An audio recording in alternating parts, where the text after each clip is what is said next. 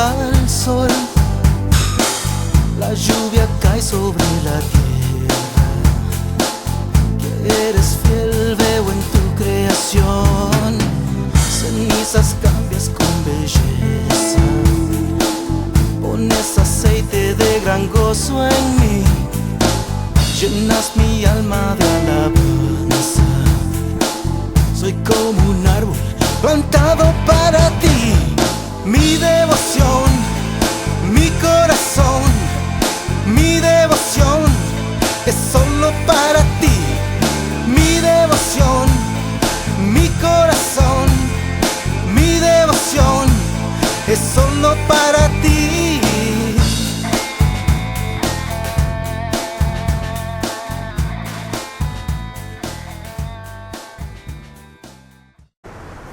Feliz año, queridos hermanos, les deseamos el grupo de Tesoros del Cielo.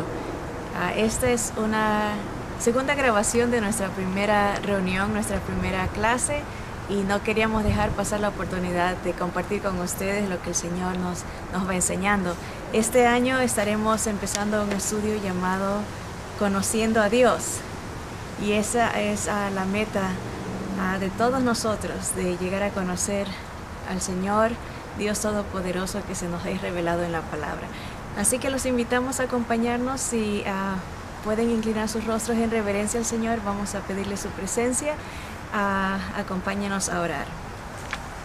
Amado Padre Celestial, te damos gracias, Señor, en esta mañana, Padre, por tu gracia para con nosotros, tu misericordia. Gracias, Padre, por revelarte a todo aquel que te busca, Señor.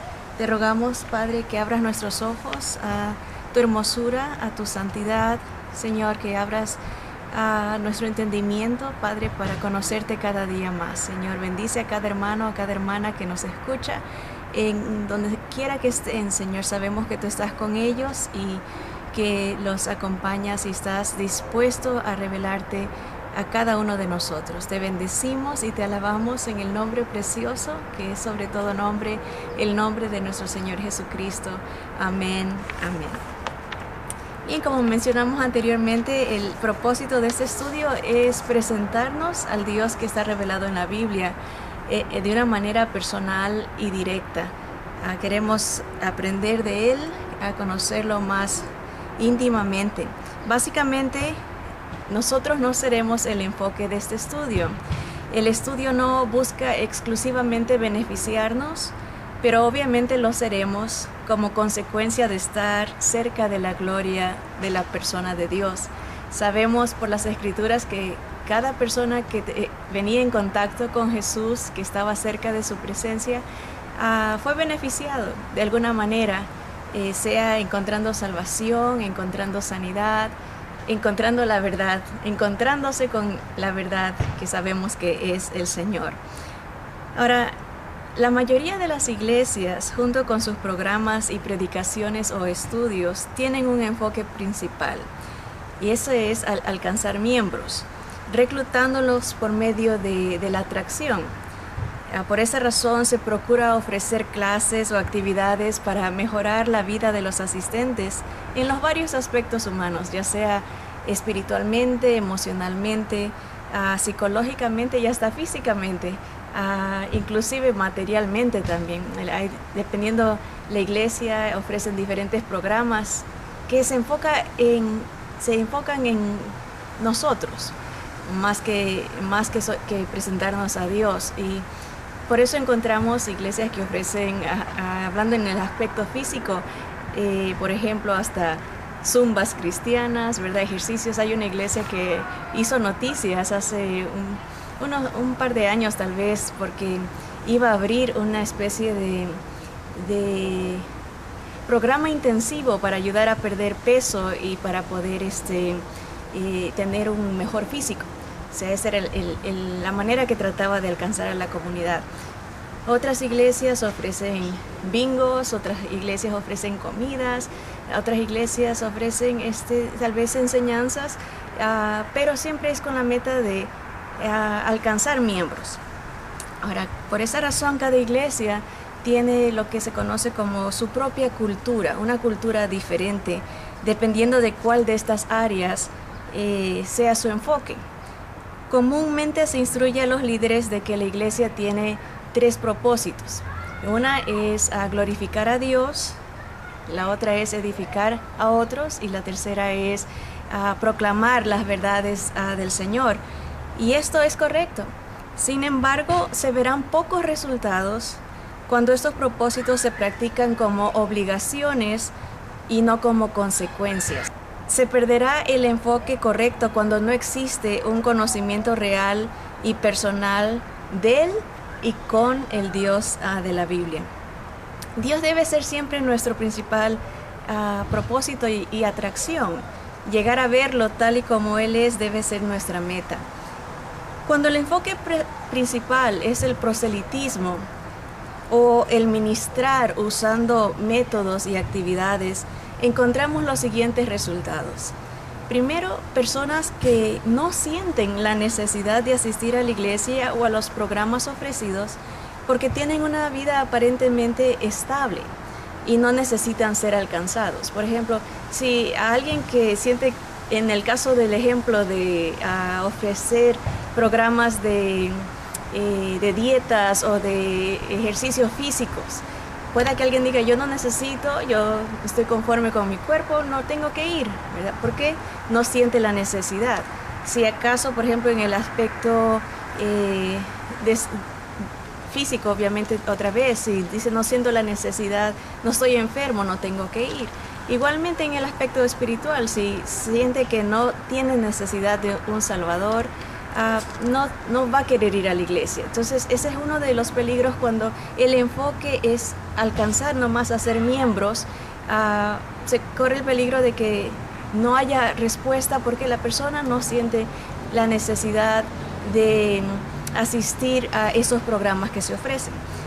Y la segunda consecuencia de tener programas o tener métodos y como atracción al proselitismo es personas que asisten y les gusta, personas que se sienten apoyadas, se sienten acogidas por el programa, ¿verdad? Pero estas actividades solo quedan en logros temporales y verdaderamente no logran hacer cambios profundos en la vida de los asistentes.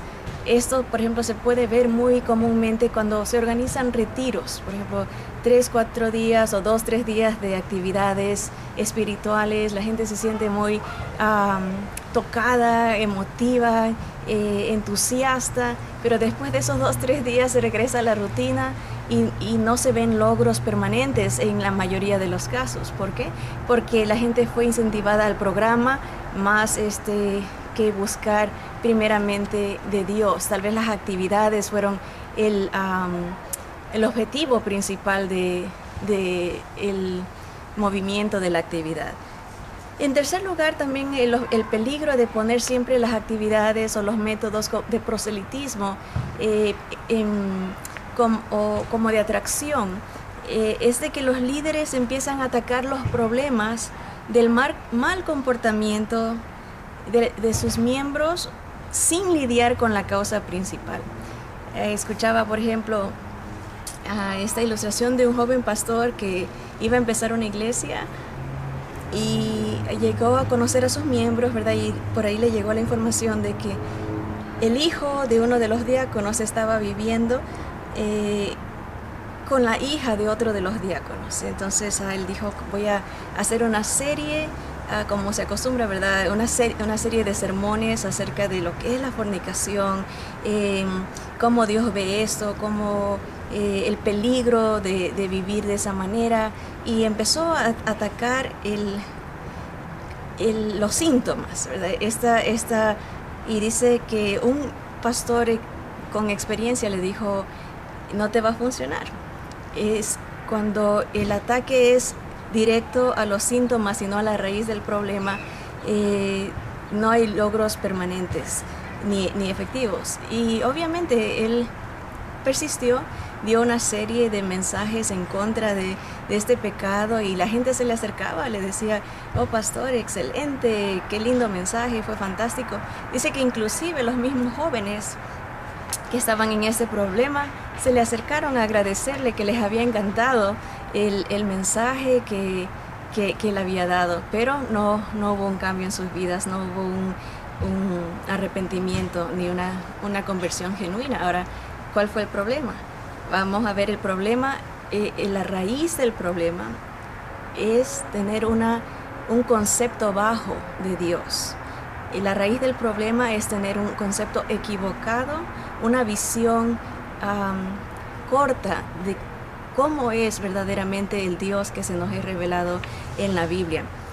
Y de eso podemos meditar cuál es la falla de estos métodos o de estos programas. ¿En qué se falla? ¿Por qué no se ven resultados permanentes? El problema es que se tiene, una vez más, una opinión, un concepto, una noción, una idea muy baja de Dios. Hasta que no tengamos una íntima familiarización con el carácter y las acciones de Dios en nuestro diario vivir, ¿verdad? No es que solamente se trata, yo sé exactamente cómo es Dios, sino cómo me afecta ese conocimiento en mi diario vivir, cómo influye, cómo me hace vivir ese conocimiento. Mientras no lo tengamos, no obtendremos una identificación verdadera con Él. Tal vez nos estamos identificando con una denominación, con una iglesia, con una religión, pero no nos estamos identificando verdaderamente con el Dios que se nos es revelado en las Escrituras. Nuestra necesidad fundamental es arrepentirnos de una visión baja e indigna de Dios y regresar a las descripciones bíblicas del verdadero Dios, arriesgando todo, viviendo sobre la base de quién Él es, ¿verdad? El hecho de poder entender el carácter y las acciones de Dios a través de lo que se nos es revelado en las Escrituras influenciará, afectará nuestro diario vivir. Ahora, la pregunta que siempre va a estar para nosotros después de cada clase es: ¿estamos dispuestos a hacer ajustes a nuestra vida, a lo que sea que Dios revele de sí mismo? Digamos, el Señor nos va a enseñar algo de Él en las Escrituras. ¿Estaremos dispuestos a dejar que ese conocimiento, esa verdad, afecte, influya, ¿verdad? Que haga ajuste nuestra vida a su voluntad? Ese es el reto, el desafío que presentamos en cada clase. Bien, entonces ahora sí vamos de lleno a la primera clase y espero que aprovechemos las enseñanzas en toda su profundidad, conociendo a Dios. El libro de Éxodo 15:11 se nos dice: ¿quién como tú, oh Jehová, entre los dioses? ¿Quién como tú, magnífico en santidad, terrible en maravillosas hazañas, hacedor de prodigios? ¿Verdad? Se levanta la pregunta: ¿habrá otro Dios como Él? ¿Quién como tú, Jehová, entre los dioses? ¿Quién como tú, magnífico en santidad? Él sobrepasa nuestro entendimiento, su perfección. La santidad habla de la separación. Él es diferente a nosotros, está separado, es único, es exclusivo. No hay nadie como Él, ¿verdad? Es terrible en maravillas y hacedor de prodigios, de milagros, de grandezas, ¿verdad? Algo maravilloso de Dios es que solamente Él habla y se hace, ¿verdad? Él dijo: sea la luz, y fue hecha la luz. Dijo: del mar produzca seres vivientes, y empezaron, ¿verdad? El poder de su hablar, el poder de su presencia es exclusivo, y magnífico es extremadamente grande, ¿verdad? Lo que venga, esto dijo un famoso predicador, pastor A.W. Tozer, dice: lo que venga a nuestra mente cuando pensamos en Dios es lo más importante acerca de nosotros. Muy importante entender este concepto. Habrá gente que piense de Dios como Dios es malo, Dios es injusto. Entonces su vida se va a ver afectada en su diario accionar por ese pensamiento, ¿verdad? Va a vivir una frustración, una amargura, una queja constante, porque ese es el concepto que tiene de su Dios, no necesariamente del Dios que nos revela las Escrituras, es un Dios inventado. Si alguien piensa, por ejemplo, que Dios es digno de toda la alabanza, constantemente en su mente estará buscando glorificar a Dios con sus decisiones, con su proceder, con sus acciones, ¿verdad? Con su manera de hablar. Hay una profunda influencia en nuestra actitud, en nuestras decisiones de acuerdo a lo que pensemos de Dios. Es lo más importante que revela nuestro corazón, revela nuestra motivación, el concepto que tengamos de Dios. El Salmo 113 dice de la siguiente manera: alabad, siervos de Jehová, otra vez el nombre de Dios Jehová, alabad el nombre de Jehová. Sea el nombre de Jehová bendito, desde ahora y para siempre. Desde el nacimiento del sol hasta donde se pone, sea alabado el nombre de Jehová. Excelso sobre todas las naciones es Jehová, sobre los cielos su gloria. ¿Quién como Jehová nuestro Dios, que se sienta en las alturas, que se humilla a mirar en el cielo y en la tierra? La palabra alabad empieza diciendo: alabad, siervos de Jehová, alabad el nombre de Jehová. El énfasis en su nombre. Dios tiene un nombre y es en el hebreo Yahweh, ¿verdad? Se ha transliterado el nombre Jehová para que podamos pronunciarlo, porque originalmente solamente tiene puras consonantes, ¿verdad? 4 de ellas: Y, H, W, o como otros le llaman W, y H. Solo Moisés pudo escuchar cómo se pronuncia el nombre de Dios cuando él se reveló a Moisés. Jehová, así lo escribe en nuestro idioma español, ¿verdad? El nombre de Dios. Alabad, siervos de Jehová, alabad el nombre de Jehová, desde ahora y para siempre. Hay 2 palabras hebreas que se usan para la alabanza. La palabra halal, que es de donde sale esta palabra muy común en todos los idiomas, que es aleluya. Halal, halel, a Yahweh, a Jehová. Es la abreviación de Yahweh. Algunas veces en los salmos se ve esas 3 letras, en español J-A-H, alabad a Jehová, ¿verdad? Y halal ya, aleluya, halal, alaba a Jehová. Y esa palabra hebrea tiene los siguientes significados, que es celebrar, glorificar, cantar, alardear, ¿verdad? En ugarítico, que es el hebreo más antiguo, significa dar gritos de júbilo. Esa es una manera de alabar al Señor. Celebrarlo, glorificarlo, reconocerlo, bendecir. Dice el Salmo 113, continúa y dice: bendecid el nombre de Jehová. Bien decir, habla bien del nombre de Dios. Reconócelo, ¿verdad? Cuando uno habla mal de Dios, lo maldice, está maldiciendo, está hablando mal de Él.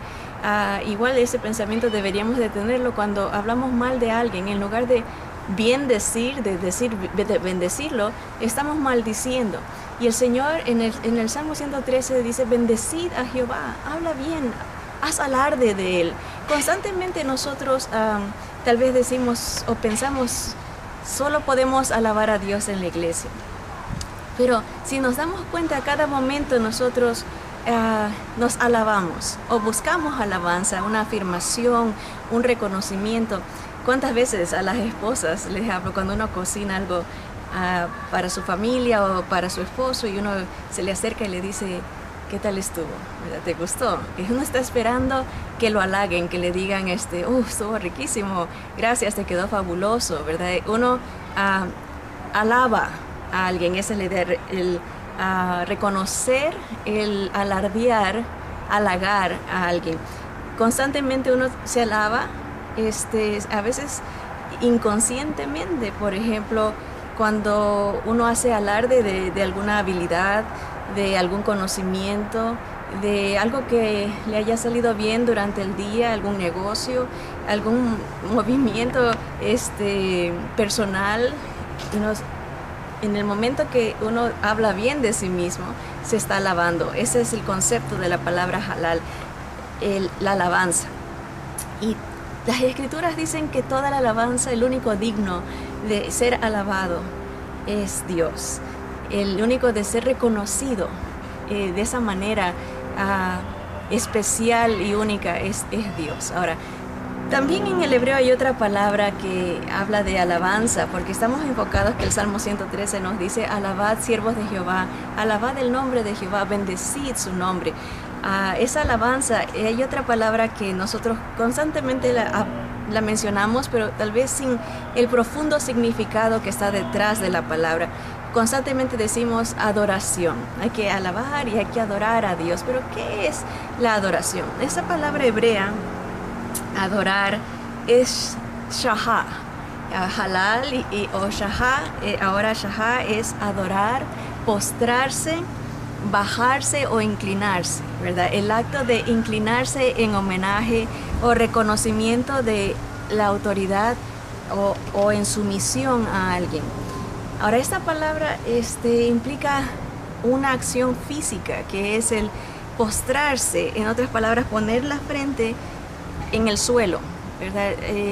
En todos los años de mi vida cristiana, que fue desde muy pequeña, por haber prácticamente crecido en un hogar que buscaba del Señor cristiano, nunca he visto una iglesia que se diga cristiana que adore a Dios de esta manera. Tal vez personalmente alguien lo haga, arrodillándose es lo más cercano que he llegado a ver, de que tal vez la congregación busque de Dios adorarlo de una manera física, arrodillándose, pero postrándose, no.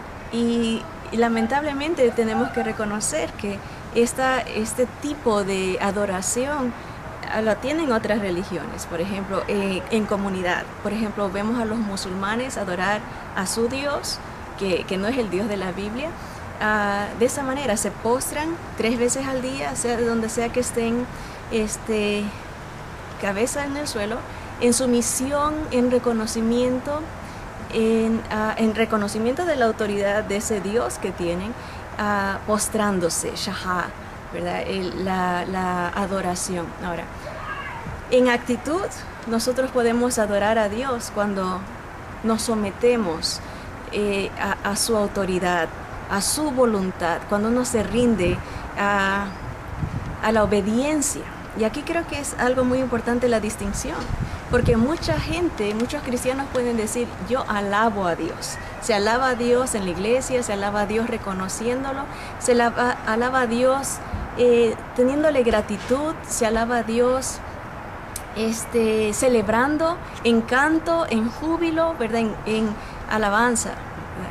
Pero muy poco, aquí viene la distinción, muy poco se adora a Dios. Y ahí vemos gente que su vida no refleja una sumisión, una obediencia, un respeto a la palabra de Dios, a la persona de Dios, fuera de la iglesia.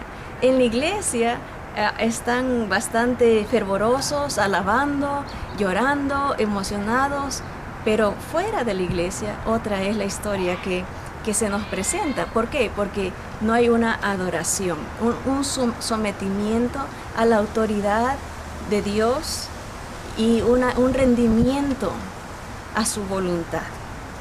Ahora, ¿por qué mencionamos todo esto? Porque el Salmo 113 nos dice: sea alabado el nombre del Señor y bendecido por sus siervos desde que amanece el día, desde el nacimiento del sol hasta cuando se pone sea alabado el nombre de Jehová. Excelso sobre todas las naciones de Jehová, sobre los cielos, su gloria. Ese es el Dios que se nos está siendo revelado en las Escrituras, digno de toda nuestra adoración desde que nos levantamos hasta que nos acostamos, un reconocimiento, una gratitud. Tanto que se nos dice que Él es excelso, sobrepasa cualquier sistema de gobierno, sobre todas las naciones. Hay gente que dirá, no, el comunismo es mejor, hay otros que dicen, no, la democracia es mejor, no, otros dirán, la monarquía es mejor. Dicen las Escrituras, quien es mejor es el Señor. Él es excelso sobre todas las naciones, sobrepasa cualquier sistema humano, sobrepasa cualquier ideología que pueda existir. Es excelso sobre todas las naciones, sobre los cielos es su gloria. La palabra gloria es un entendimiento de su valor, ¿verdad?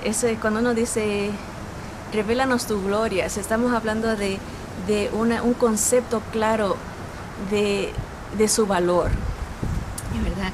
¿Quién como Jehová nuestro Dios, que se sienta en las alturas, que se humilla a mirar en el cielo y en la tierra, ¿verdad? Es increíble el concepto que se nos da en las Escrituras. Ese Dios eterno, este Dios maravilloso, se inclina a mirar los cielos, lo que para nosotros está en las alturas, más allá de nuestro alcance, para el Señor es bajo, es algo humillante en un sentido, tener que vernos, tener que alcanzarnos, pero su gracia es infinita.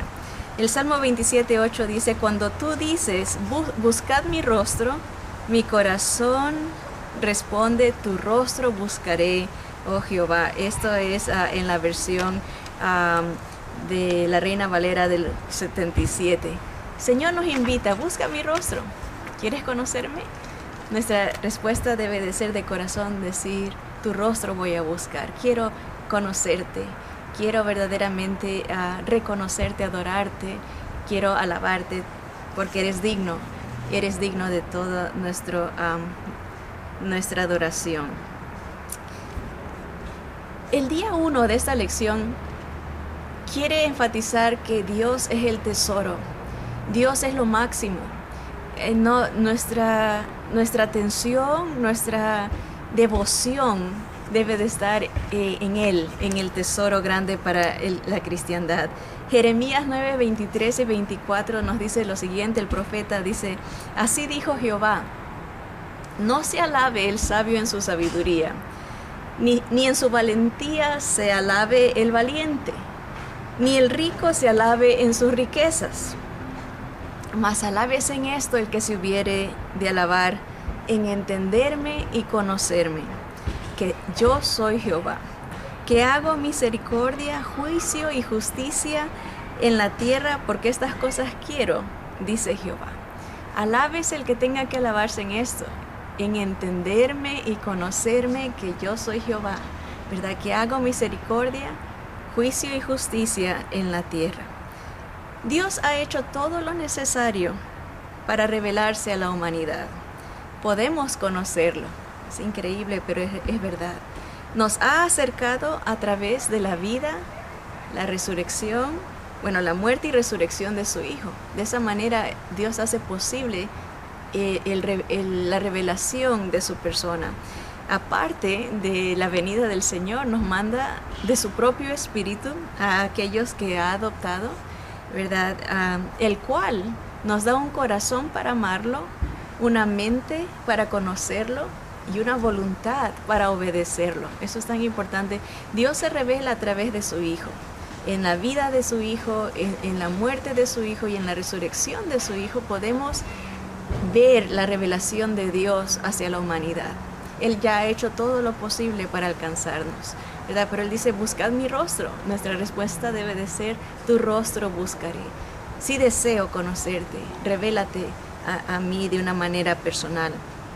El apóstol Pedro en primera carta, en el capítulo 2, versículos 6 y 7, de Primera de Pedro dice: por lo cual contiene la escritura: he aquí pongo en Sión la principal piedra del ángulo, escogida y preciosa. Y el que creyere en él, en el Señor Jesús, no será avergonzado. Para vosotros, pues, los que creéis, él es precioso.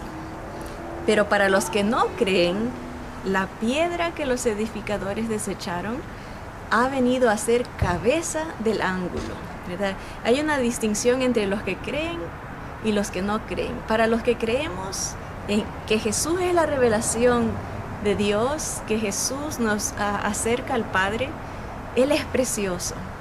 No hay nada que se iguale a Él. Para los que no creen, esa piedra que han desechado los edificadores viene a ser una piedra de tropiezo, viene a ser un estorbo. Para mucha gente, con escuchar lo que Él hizo, quien Él es una incomodidad. Pero para los que sí creemos, Él se convierte en un tesoro. Por eso decimos Dios es el tesoro. No un programa, no un método, ninguna otra atracción que se pueda ofrecer, pero Él en sí se convierte en el tesoro. Primera los Corintios 1:9 dice: fiel es Dios, por el cual fuisteis llamados a la comunión con su Hijo Jesucristo nuestro Señor. Dios se revela, Dios nos llama para tener comunión con su Hijo, quien debe de ser adorado, reconocido en su autoridad. Por esa razón dice ser visto como Señor, como el dueño, como la cabeza de nuestra vida. Para pensar, me gustaría dejarles estas preguntas. ¿Dirías que lo más notable o distinguible de tu vida es que conoces al Dios viviente? ¿Verdad? ¿De qué presumimos? Muchas veces nuestro hablar revela nuestro corazón. ¿Qué es lo más importante para nosotros en la vida? Y por lo general somos nosotros mismos. Pero Dios no quiere que no sea así. Él quiere que Él sea el tesoro, Él sea lo más distinguible, lo más notable de nuestro vivir. ¿Se te hacen interesantes los pasajes bíblicos donde se describe a Dios, o preferirías leer descripciones de cómo Él te puede beneficiar? ¿Verdad? A veces solo buscamos versículos de qué nos puede dar Él, y no tanto aquellos que nos revelan quién es Él, ¿verdad? ¿Qué versículos se te hacen más interesantes? ¿Qué pasajes bíblicos? Ahora, el último concepto para meditar es: ¿substituyes una sola experiencia de salvación por un constante conocimiento y entendimiento de la persona divina? A veces, y nos toca constantemente. A mí me toca servir en una cárcel de mujeres, y a veces uno les pregunta en tiempo de consejería: ¿conoces a Dios? Y la respuesta es: oh, sí, yo alcé la mano hace unos cuantos meses atrás aceptando a Jesús. Oh, sí, yo hace 15 años pasé adelante al altar y acepté a Jesús. Se sustituye un conocimiento, un entendimiento de quién es Dios por una experiencia exclusiva, una experiencia que se llama de salvación, ¿verdad? A veces hay gente que dice: yo he orado la oración para ser salvo.